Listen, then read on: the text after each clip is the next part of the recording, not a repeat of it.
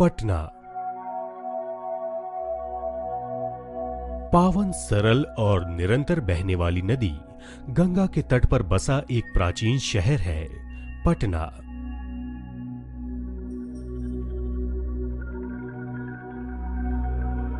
बिहार की राजधानी पटना न सिर्फ दुनिया का सबसे बसे पुराने शहरों में से एक है, बल्कि यहाँ का जीवन गंगा के पवित्र जल की तरह हमेशा से यहाँ पे बहता रहा और किसी बड़े छायादार वृक्ष की तरह अपनी जड़ें मजबूत बनाता रहा। सदियों से ही पटना में जीवन व्यापन रहा है, इसलिए पटना प्राचीन काल से अलग अलग नामों से जाना गया। पटना को लोग मगध या पाटलिपुत्र के नाम से भी जानते हैं। पटना हमेशा से राजधानी रहा। यहाँ पर शासन करने वाले वंश थे हरियंका, नंदा, मौर्य, सुंगा, गुप्ता, पाला। आधुनिक पटना शहर गंगा नदी के दक्षिणी किनारे पर बसा हुआ है। आइए देखते हैं पटना।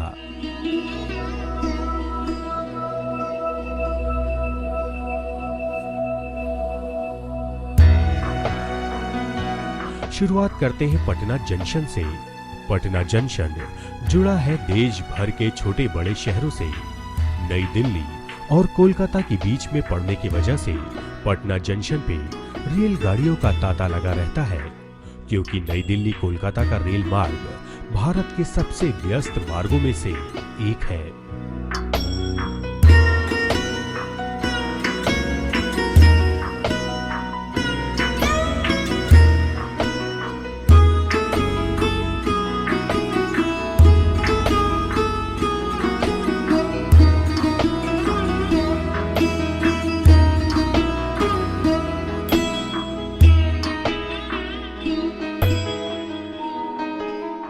पटना शहर में 6 प्रमुख रेलवे स्टेशन हैं। पहला पटना जंक्शन, दूसरा राजेंद्र नगर टर्मिनल, तीसरा गुलजार बाग स्टेशन, चौथा दानापुर स्टेशन, पांचवा पाटलिपुत्र स्टेशन, छठा पटना साहिब स्टेशन।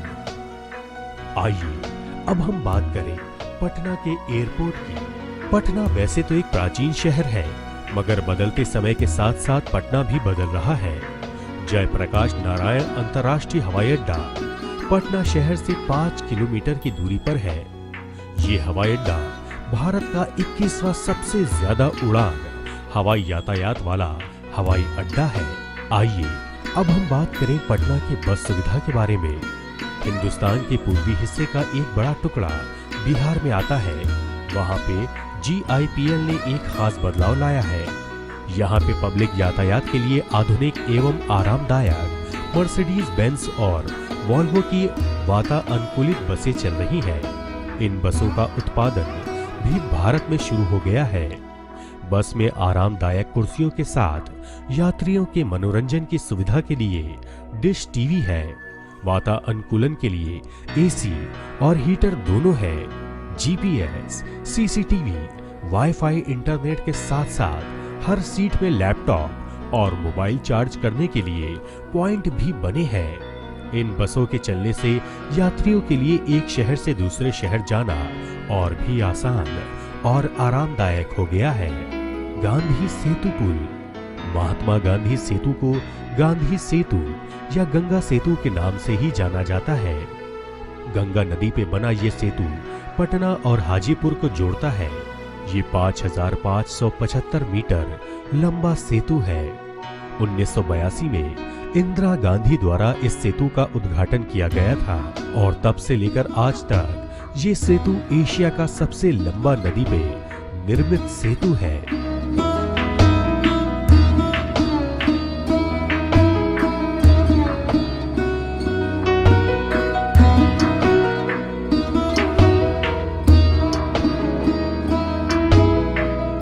इसके अलावा पटना शहर में आपको कई और नए बने एवं नए बनते सेतु देखने को मिलेंगे, जैसे बेली रोड पे, एग्जीबिशन रोड पे, स्टेशन रोड।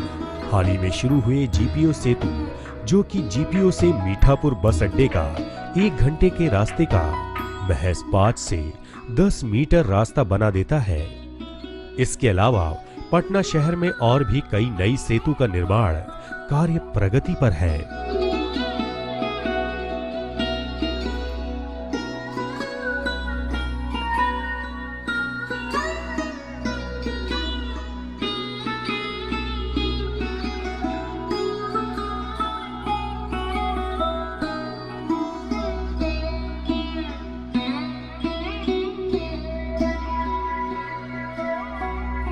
महावीर मंदिर। पटना जंक्शन के पास बना ये मंदिर हनुमान मंदिर के नाम से भी जाना जाता है। ये मंदिर पटना के कुछ बहुत ही पवित्र जगहों में से एक है।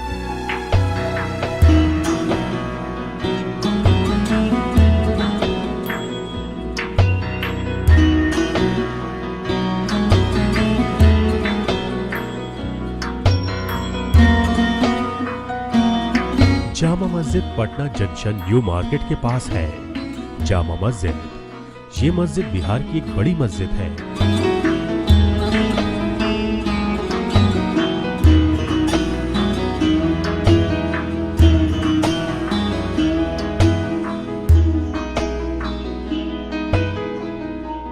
अगम कुआं। अगम कुआं पुरातन विभाग की एक बड़ी उपलब्धि है।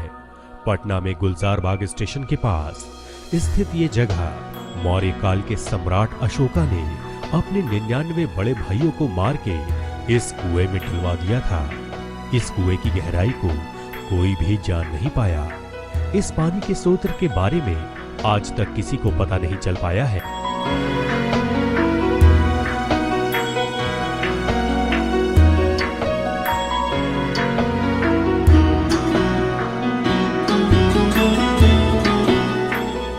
तख्त श्री पटना साहिब 10वें सिख गुरु गोविंद सिंह जी के जन्म स्थल की याद में महाराज रंजीत सिंह द्वारा इस गुरुद्वारे का निर्माण हुआ था। पटना साहिब में स्थित ये गुरुद्वारा पटना की खूबसूरती को और भी बढ़ाता है। पादरी की हवेली को सेंट मैरीज चर्च भी कहा जाता है। सन 1713 में बना ये चर्च बिहार का सबसे प्राचीन चर्च है। आज भी ये इमारत अपने में कई सदियां समेटे खड़ी है।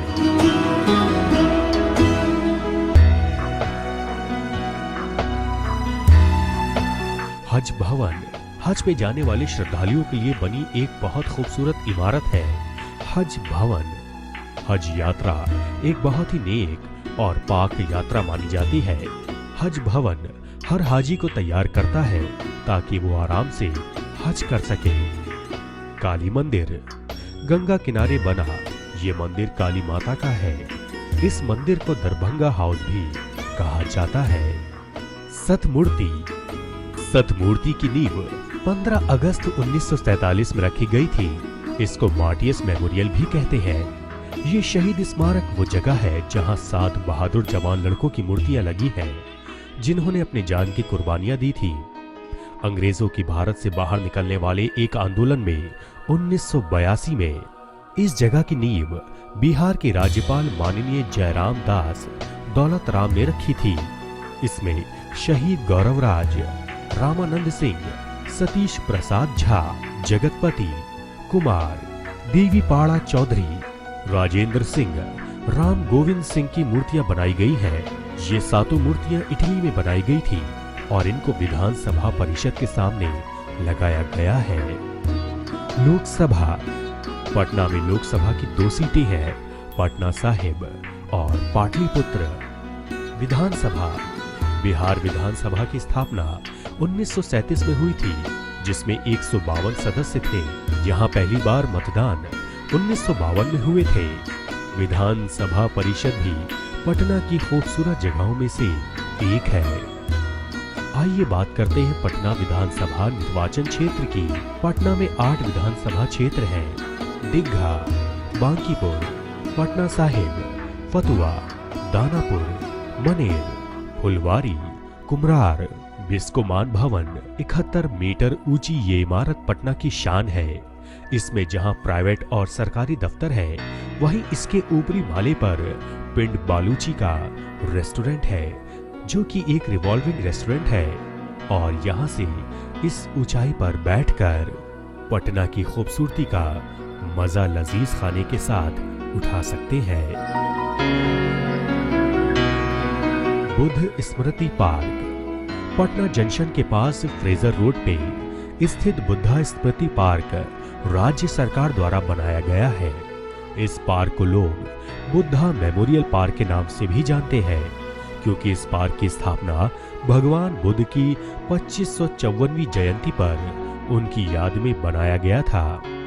माननीय दलाई लामा जी के हाथों से उद्घाटन इस पार्क में मेडिटेशन सेंटर, स्मृति पार्क, संग्रहालय, स्तूप, बौद्धिक पेड़, बुद्ध स्मृति जैसी अन्य चीजें भी मौजूद हैं।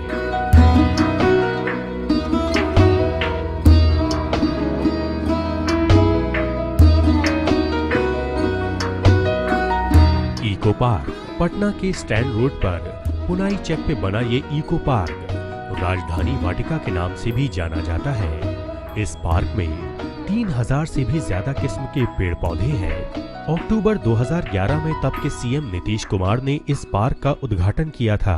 ये पार्क वन विभाग की एक बड़ी उपलब्धि है, क्योंकि यहाँ हर दिन हजारों की संख्या में लोग घूमने आते हैं, क्योंकि इस पार्क में हर उम्र के लोगों का ख्याल रखा जाता है। इस पार्क में बच्चों के खेलने की जगह से लेकर जॉगिंग ट्रैक, बोटिंग, गार्डन एवं फैमिली के लिए बहुत सारी जगह है, जो कि बेहद खूबसूरत और हरियाली से भरी हुई है। कैसा लगा आपको इको पार्क आके? बहुत ही अच्छा लगा। क्यों आते हैं आप इको पार्क? इको पार्क आने का मेन मोटिव रहता है कि आदमी अपना माइंड फ्रेश कर सकता है यहाँ पे आके, और दिन भर का टेंशन सब यहाँ पे आके दूर कर सकते हैं हम लोग। तो माइंड फ्रेश हो गया? हाँ, माइंड फिलहाल तो फ्रेश है। कितना फ्रेश हुआ? I think 100%। ये बताइए कि इको पार्क में आने के बाद आप रिलैक्स फील करते हैं? कैसा महसूस होता है यहाँ पर आने के बाद? मतलब क्या यहाँ वातावरण कैसा मिलता है? यहाँ पर कुछ गलत तरीके के लोग हैं या किस तरीके से लोग हैं? लोग गलत तरीके के हर जगह होते हैं, बस माइंड नहीं करना है, अपना एंजॉय करना है चलते। तो आप अपने दोस्तों के साथ हमेशा हर शाम यहाँ बिताने आते हैं? हर शाम अधिकतर आते हैं। कैसा लगता है यहाँ पर आने के बाद? अच्छा लगता है। और भविष्य में भी आना चाहेंगे? हाँ, जरूर। कुछ बेहतर मतलब सुरक्षा के लिए कुछ सुझाव देना चाहते हैं हमारे कैमरा के माध्यम से? आज पूरे कुछ इको पार्क को लेकर कुछ सुझाव देना चाहते हैं आप? सुझाव क्या मतलब आपको अच्छा लगता है या इसे और बेहतर बनाना चाहिए? फिलहाल तो ऐसा कुछ नहीं है कि सुझाव हम दें। बेहतर है आपके हिसाब से? बेहतर है, इससे और बेहतर नहीं हो सकता? बेहतर है, हल्का सिक्योरिटी मेंटेन करें तो ज़्यादा। साफ सुथरा कैसा रहता है? साफ सुथरा ठीक है। ठीक है, नमस्कार।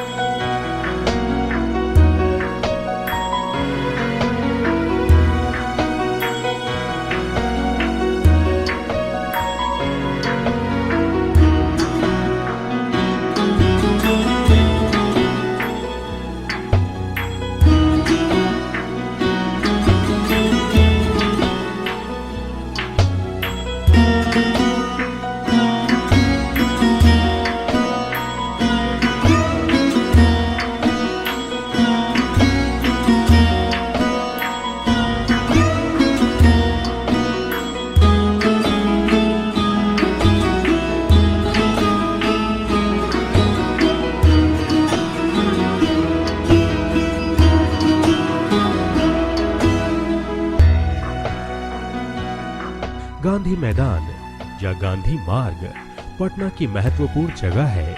इसके चारों ओर कई प्रतिष्ठित कॉलेजेस ने अपने पैर जमा रखे हैं। इसके साथ साथ यहाँ पटना के कई पुराने और बड़े बाजार भी हैं।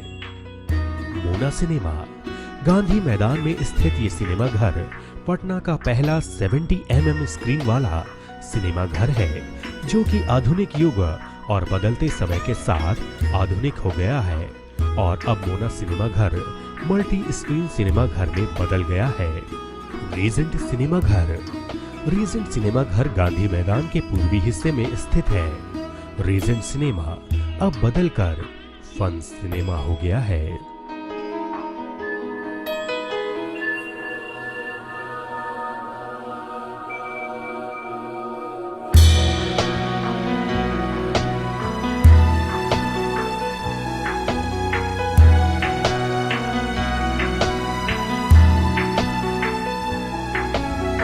कारगिल चौक सन 2000 में गांधी मैदान के पास बनाया गया ये कारगिल चौक 1999 में भारत और पाकिस्तान के बीच हुए कारगिल युद्ध के दौरान अपनी जान की कुर्बानी देने वाले बिहार और झारखंड के उन जवान सैनिकों की याद में बनाया गया था। हमारा शत शत नमन।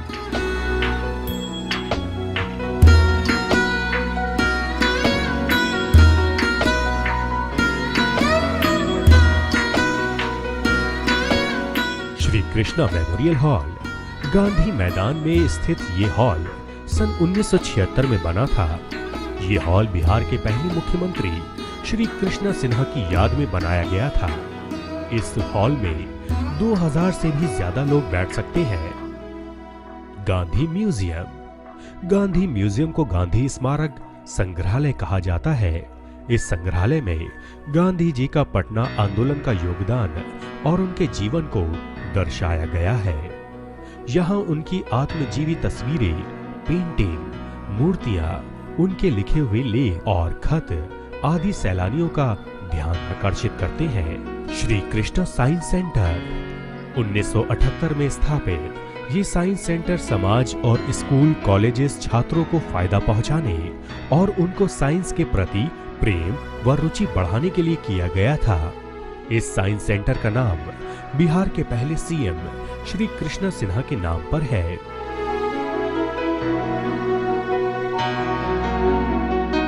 उद्योग भवन Bihar industrial area development authority BIADA को उद्योग और औद्योगिक योजनाओं को बताने एवं उनके संरक्षण के लिए बनाया गया था। इसको बनाने की एक वजह ये भी थी कि उद्योग में बढ़ोतरी लाएंगे।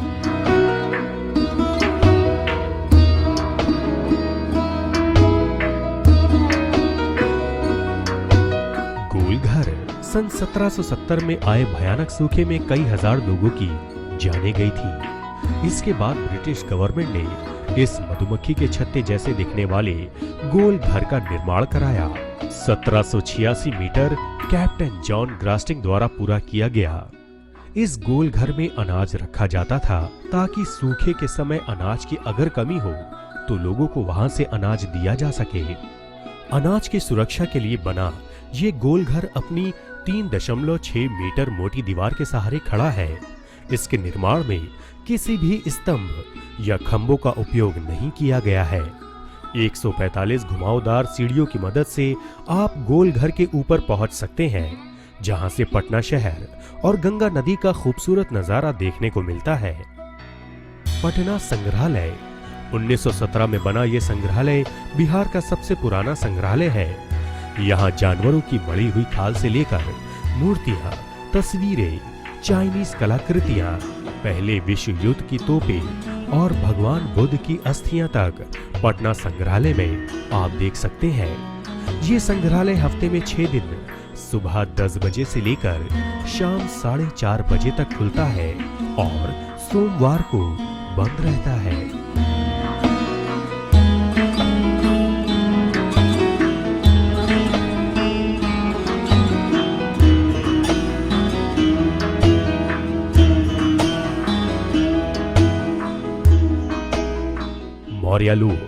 मौर्य लोक पटना के सबसे महत्वपूर्ण और पुराने बाजारों में से एक है।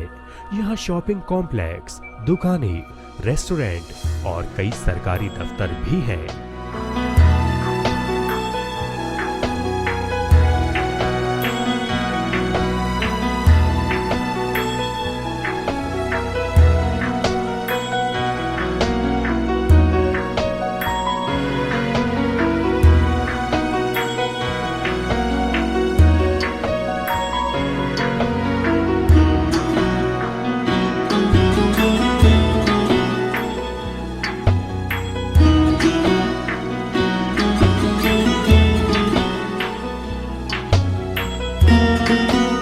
खुदा बख्श मशरिकी किताबखाना खान बहादुर खुदा बख्श द्वारा अक्टूबर 1819 में शुरू की गई ये पुस्तकालय भारत की राष्ट्रीय पुस्तकालय में से एक है। शुरुआत में यहाँ 4000 किताबें थी, जिसमें 1400 किताबें खान बहादुर बख्श के पिताजी मौलवी मोहम्मद बख्श की थी। सांस्कृतिक मंत्रालय इस पुस्तकालय की देखरेख करता है और इसकी देखभाल बिहार के राज्यपाल करते हैं। नेशनल मिशन फॉर मैन्युस्क्रिप्ट के तहत इसको मैन्युस्क्रिप्ट कन्वर्सेशन सेंटर की उपाधि भी दी गई है। संजय गांधी जैविक उद्यान बेली रोड पे स्थित इस जैविक उद्यान में कई प्रकार के जीव जंतु, पक्षी एवं पेड़ पौधे हैं। इसके अलावा यहाँ बोटिंग के तालाब और बच्चों के खेलने के लिए यहाँ ट्री हाउस भी है।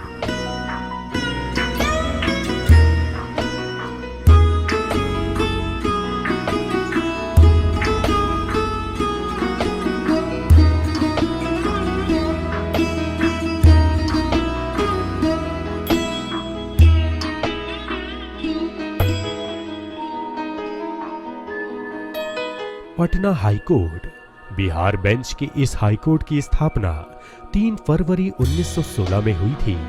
ये बिहार लेवल का सबसे सर्वोत्तम कोर्ट है।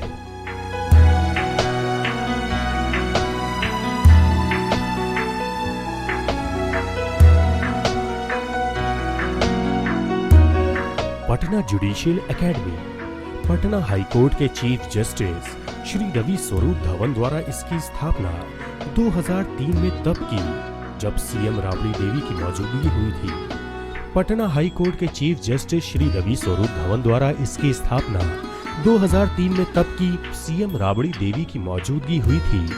गंगा किनारे बने इस एकेडमी में आए दिन तरह तरह के कार्यक्रम एवं वर्कशॉप होती रहती है, जिसमें प्रोफेशनल और जुडिशियल कलाओं को निखारा जाता है। इसका कंपाउंड 5 एकड़ से भी ज्यादा जगह में फैला हुआ है। यहाँ high tech classroom, seminar hall, conference hall, auditorium, meeting rooms, library, residential blocks, parking space, garden आदि सुविधाएं हैं। पटना डेयरी प्रोजेक्ट्स (PDP) अक्टूबर 1, 1984 में national dairy projects development board द्वारा ये प्रोजेक्ट शुरू किया गया था। आज इस प्रोजेक्ट के देन से यहाँ सुधा दूध एवं दूध से बना सारा सामान पूरे पटना में उपलब्ध कराती है। इसके अलावा यहाँ अमूल दूध, राज दूध आदि भी बाजार में आसानी से मिलते हैं। सुधा डेयरी एक बहुत आधुनिक और बड़े इलाके में फैली हुई डेयरी है।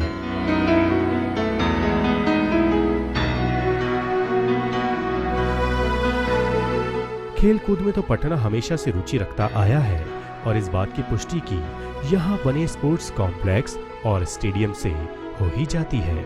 मोनुल हक स्टेडियम का नाम 1970 में पड़ा। इससे पहले इसको राजेंद्र नगर स्टेडियम कहा जाता था। इस स्टेडियम में 2 वनडे इंटरनेशनल मैचेस हो चुके हैं, जिसमें से एक 1996 क्रिकेट वर्ल्ड कप का मैच था। इस स्टेडियम में 25,000 लोग बैठ सकते हैं। पाटलिपुत्र स्पोर्ट्स कॉम्प्लेक्स ये स्पोर्ट्स कॉम्प्लेक्स पहले कंकड़बाग स्टेडियम कहा जाता था। ये स्पोर्ट्स कॉम्प्लेक्स कंकड़बाग में स्थित है। स्टेडियम मल्टीपर्पस है। यहाँ पहला महिला वर्ल्ड कप कबड्डी कंपटीशन हुआ था, जिसमें 16 देशों ने हिस्सा लिया था। पटना प्लेनेटोरियम इंदिरा गांधी प्लेनेटोरियम बना हुआ है साइंस कॉम्प्लेक्स में और इसकी स्थापना 11 करोड़ की लागत से 21 मार्च 1993 में हुई थी। यूं तो पटना एक बहुत ही एडवांस सिटी है। आइए हम जाने यहाँ के कॉलेजेस और स्कूल्स के बारे में।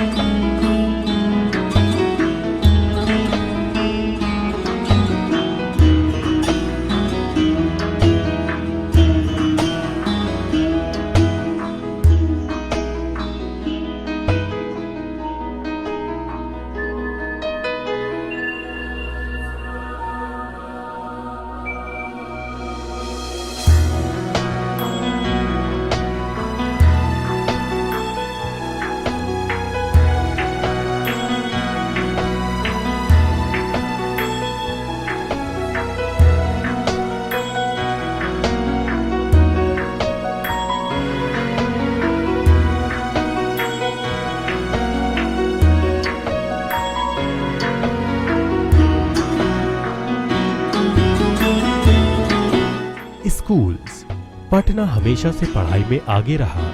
यहाँ पे लिटरेसी स्केल 84.71% है।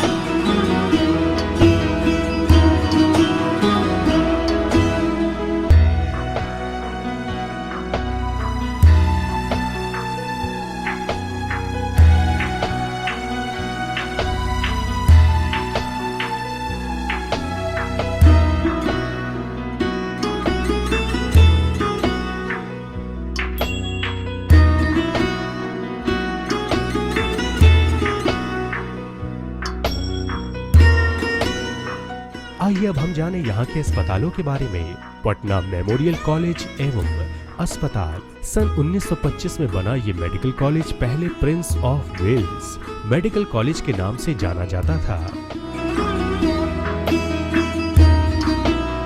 All India institute of medical science Patna AIIMS प्रधानमंत्री स्वास्थ्य सुरक्षा योजना के तहत बना ये छठा अस्पताल है। पटना एम्स फुलवारी शरीफ में स्थित है।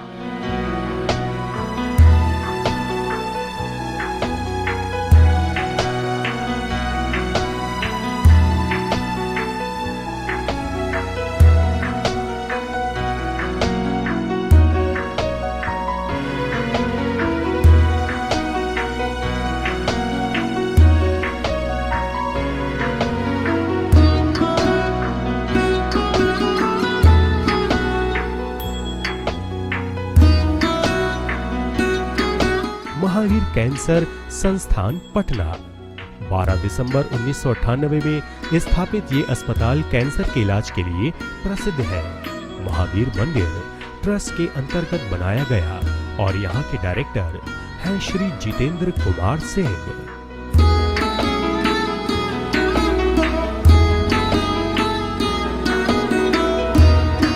Indira Gandhi institute of medical science 19 नवंबर 1983 में स्थापित ये अस्पताल बेली रोड के राजा बाजार में स्थित है।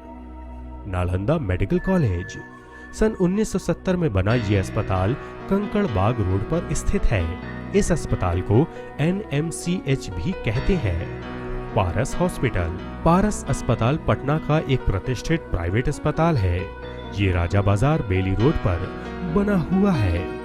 RMRIMS Rajendra memorial research institute of medical science को भारत के पहले राष्ट्रपति डॉक्टर राजेंद्र प्रसाद जी की याद में बनाया गया है।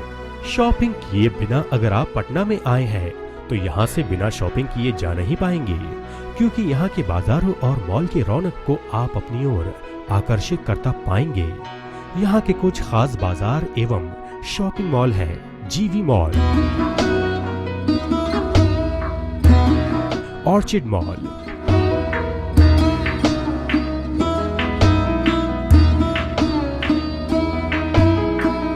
PNM mall,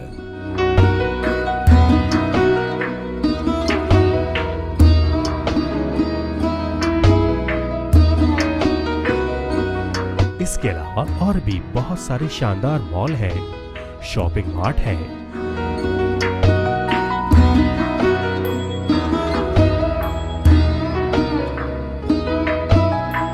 Khetan market, Hathua market, new Patna market के अलावा यहाँ कई और मार्केटें बनी हुई हैं।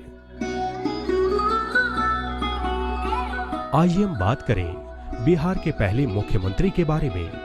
यहाँ के पहले मुख्यमंत्री थे श्री कृष्ण सिन्हा जी। इनका जन्म 1887 में खनवा जिला नवादा बिहार में हुआ था। अपने जीवन के शुरुआती दौर में इन्होंने बहुत सारी मुश्किलों का सामना किया और आजादी में भी इनका बड़ा योगदान रहा। इनका राज्यकाल 1946 से 1961 तक था, पर आज भी पटना इनकी यादों से भरा हुआ है। पटना क्लब शादियों, जन्मदिन, तैराकी, डांडिया नाइट के लिए प्रसिद्ध है। Patna police station Patna police station आधुनिक तकनीकों से लैस एक मॉडर्न पुलिस स्टेशन है।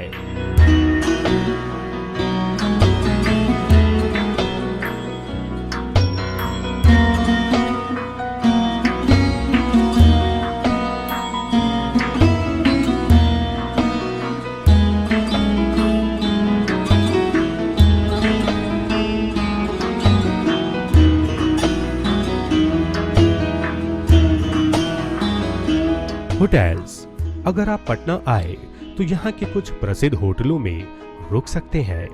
मौर्या,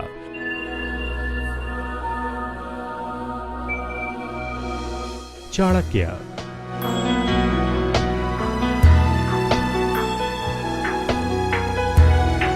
गार्गी ग्रैंड,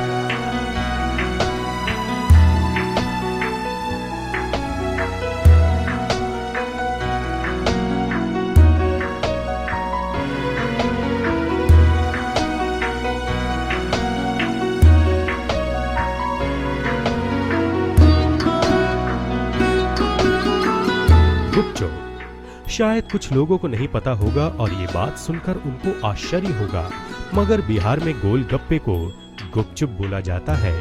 अगर आप बाजार में घूम रहे हैं और आपका मन कुछ चटपटा खाने को कर रहा है तो आप यहाँ आकर गुपचुप जरूर खा सकते हैं। छोले भटूरे, इनके बारे में तो कोई कैसे भूल सकता है। यहाँ के लोगों में छोला भटूरा बहुत ही प्रिय भोजनों में आता है और आप भी इसका मजा उठा सकते हैं। यहाँ के कुछ प्रतिष्ठित खाने की जगहों में, यहाँ के कुछ प्रतिष्ठित खाने की जगहें हैं बंजारा, मौर्या लोग, और यहाँ का एक और खास है खाजा जो मिलता है कोतवाली के पास। और इसके अलावा अन्य बहुत सारे व्यंजन आप पटना शहर से खा के उसका लुत्फ उठा सकते हैं। आइए अब आपको पटना के त्योहार दिखाते हैं जो यहाँ के लोग पूरे जोश और श्रद्धा से मनाते हैं। उगते सूरज की पूजा तो हर कोई और हर कहीं की जाती है, पर बिहार के मशहूर त्योहार छठ पूजा में डूबते सूरज की पूजा की जाती है।